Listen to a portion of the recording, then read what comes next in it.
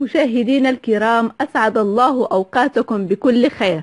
أهلا ومرحبا بكم دائما في قناتكم English Language. ومرحبا بكم في هذا الفيديو الجديد الذي من خلاله سوف نتعرف على استخدامات because of, both, each, else and also. إذن سوف نبدأ هذا الدرس على بركة الله. إذن سوف نبدأ أولا ب because و because of. إذن because هو حرف عطف، أما because of فهو حرف جر. إذن because هو حرف عطف و because of هو حرف جر.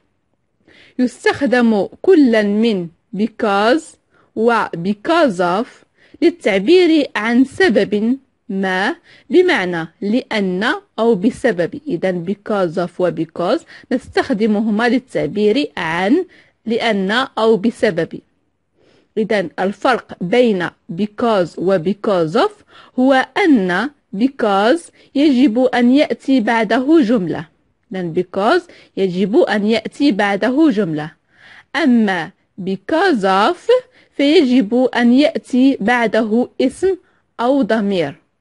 because of يجب أن يأتي بعده اسم أو ضمير. إذن دائما نعطي أمثلة. إذن المثال الأول هو We couldn't play tennis because it was raining. We couldn't play tennis because it was raining. لم نستطع أن نلعب التنس لأنها كانت تمطر. إذن because جاءت بعده جملة it was raining. it was raining. it ضمير was raining هو الفعل. مثال ثاني We couldn't play tennis because of the rain. We couldn't play tennis because of the rain. إذن لم نستطع أن نلعب التنس بسبب المطر. إذن because of the rain. the rain هو اسم. إذن the rain. أوكي. إذن هذا هو الفرق ما بين because و because of. إذن سوف ننتقل إلى both. إذن يستخدم كضمير للتعبير عن المثنى، بمعنى كلا وكلتا. both تعني كلا وكلتا. إذن يشبه معنى all، ولكن both يأتي فقط مع المثنى. إذن يأتي على الصيغ التالية. أولا يأتي كحرف عطف على الصيغة both and.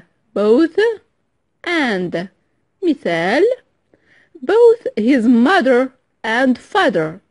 both his mother and father. كلا من أمه وأبيه. إذن both and both his mother and father. both زائد of زائد اسم جمع. إذن مثال both of the players. إذن both plus of وجمع اسم الجمع the players. كلا من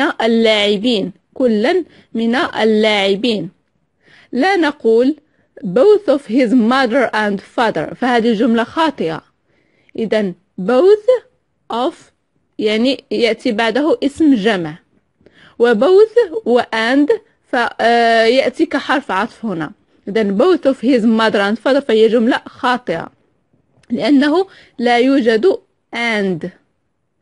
إذن ثالث صيغة وهي both زائد اسم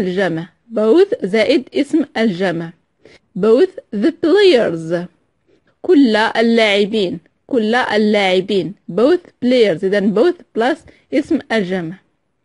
إذن رابعا بعد الضمائر الشخصية. They both have similar tastes. They both have similar taste. كلاهما لديهم ذوق متشابه. إذا بعد الضمائر الشخصية they ضمير شخصي. إذا they both كلاهما have similar taste لديهم ذوق متشابه. إذا الصيغة الخامسة وهي صيغة الجمع زائد both. صيغة الجمع زائد both. His father and mother were both excellent cooks. His father and mother were both excellent cooks. أبوه وأمه كلاهما كانوا طاهين ممتازين. إذا excellent cooks طاهين ممتازين. إذا هنا صيغة الجمع his father and mother زائد both excellent cooks. إذا سادس صيغة وهو يأتي كضمير منفرد. يأتي كضمير منفرد. إذا مثال This dress is cheaper but that one is more attractive. I think I'll buy both. وممكن أن نقول I'll buy both of them. إذا كلتا الحالتين صحيحة. This dress is cheaper. هذا الثوب أرخص. But that one is more attractive. ولكن ذلك الثوب جذاب أكثر. More attractive. إذا جذاب أكثر. I think أعتقد I'll أو I will. إذا هنا future simple. I'll buy سأشتري both الاثنين. ممكن أن نقول both وممكن أن نقول both of them. إذا هنا يأتي كضمير منفرد. إذا سوف ننتقل إلى H يستخدم للتعبير عن جزء من مجموعة ويأتي بمعنى كل. إذا يستخدم للتعبير عن جزء من مجموعة ويأتي بمعنى كل. إذا مثال Each girl in the class has homework. Each girl in the class has homework. إذا كل فتاة في الفصل لديها واجب. إذا من الجزء من المجموعة Each girl in the class has homework. كل فتاة في الفصل لديها واجب. إذا المثال الثاني Each of these rooms has a telephone. Each of these rooms has a telephone. إذا كل من هذه الغرف لديها هاتف أو تليفون. أو كل غرفة من هذه الغرف لديها تليفون أو هاتف. Each of these rooms has a telephone. إذن في الجملة السابقة وضعنا has عوضا عن have مع أن rooms جمع لأن each of these rooms تعني كل من هذه الغرف وكل من تعني كل غرفة لديها هاتف مفرد.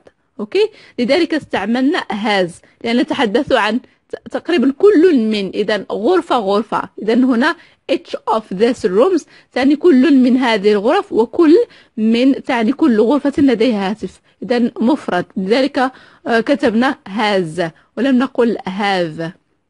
إذا لدينا مصطلح each other. إذا يستعمل كثيرا حاليا وهو يأتي بمعنى كل من الآخر أو بعض. كل من الآخر أو بعض. each other. مثال Do you and John know each other? Do you and John know each other? هل أنت وجون تعرفان بعضكما؟ إذا each other بعضكما. Do you and John know each other? هل أنت وجون تعرفان بعضكما؟ جواب عن هذا يعني السؤال Yes, we've talked to each other before. Yes, we've talked to each other before. نعم لقد تكلمنا مع بعضنا من قبل. To each other. إذا مع بعضنا before. We've talked to each other before. إذا سوف ننتقل الآن إلى آخر شيء معنا في هذا يعني الفيديو. لدينا else and also. إذا يستخدم also كظرف للتعبير عن الإضافة بمعنى أيضا. إذا also ظرف للتعبير عن الإضافة بمعنى أيضا. She also plays tennis. she also plays tennis. إذا هي أيضا تلعب التنس. إذا she also plays tennis. هي أيضا تلعب التنس. هي أيضا تلعب التنس. إذا also تعني أيضا. ويستخدم else كظرف كذلك للتعبير عن الإضافة أيضا بمعنى آخر. إذا الإضافة كذلك بمعنى آخر، ولكن also بمعنى أيضا. وإذا سبقه حرف العطف or فإنه يأتي بمعنى otherwise وإلا. otherwise وإلا. إذا تبع حرف العطف or فإنه يأتي بمعنى otherwise وإلا. مثال: I am very busy. There is someone else help you. I am very busy. There is someone else help you. إذا أنا مشغول جدا، هنالك شخص آخر يساعدك. إذا هنا someone else شخص آخر يساعدك help you. مثال ثاني: You should leave it. You should leave it. Or else they will catch you. Or else أو otherwise.